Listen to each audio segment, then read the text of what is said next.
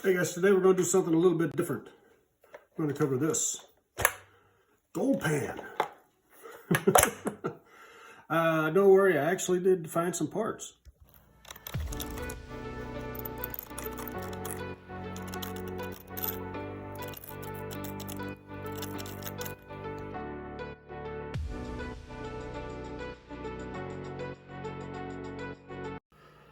This thing actually came to me as just basically a chassis, the transmission, some really bad rear tires that were on it. It had a motor in it.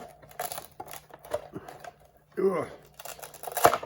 Good Velcro, good Velcro. And not a lot else.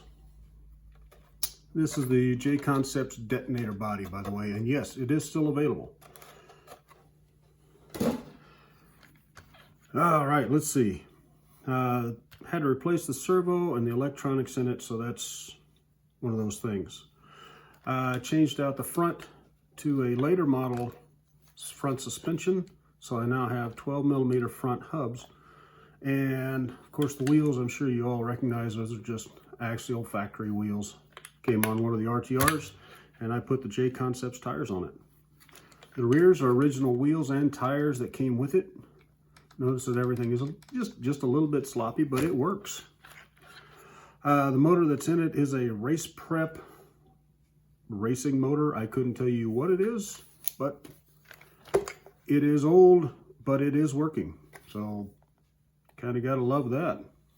All right, this one came with the original 32 pitch rear slipper. It's actually a ball slipper, which I thought was kind of interesting. As you get into these things, you do the deep rabbit hole and you figure out they were doing some weird and funky stuff with these things. It's got the original 6-gear transmission in it. All of the dog bones and everything are essentially the same. I didn't change anything except for a couple of bearings that were just a little bit crunchy on the axles. Other than that, it seems to work okay. All of the electronics, aside from the motor, is just stuff that I had laying around. It's Tamiya ESC, an old Tactic 45 servo Vanquish horn, because I'm fancy that way.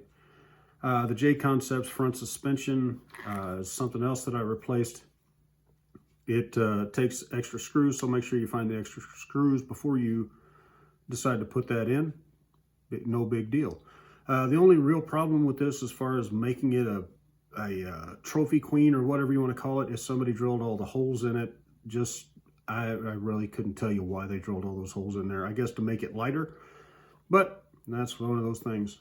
Let's get the body back on it, get a battery in it, and we'll take it outside and show you how it does.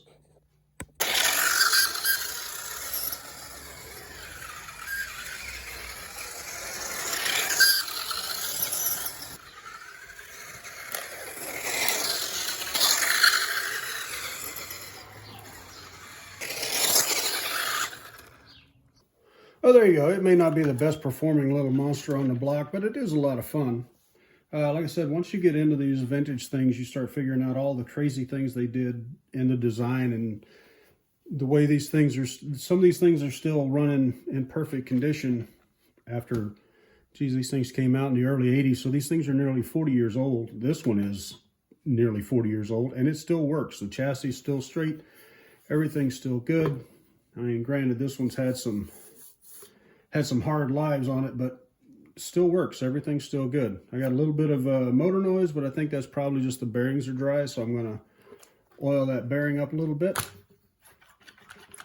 and then put it back on the shelf, because really this is just, it was something to build to fill my time. These things are fun. If you can pick one up at a reasonable price that's in somewhat complete condition and you can just change out the parts that need to be changed, I'd suggest doing that. It's easy to find the parts, and it's a pretty cool looking machine. Once the body's on it and everything, I just love the way this thing looks. Anyway, that's it for today. I've got another sort of vintage buggy that I've been playing around with, and I'll do another video on that later on. These rabbit holes get dark sometimes. Anyway, thanks for watching, guys. I hope you enjoyed it. Good luck on the trails.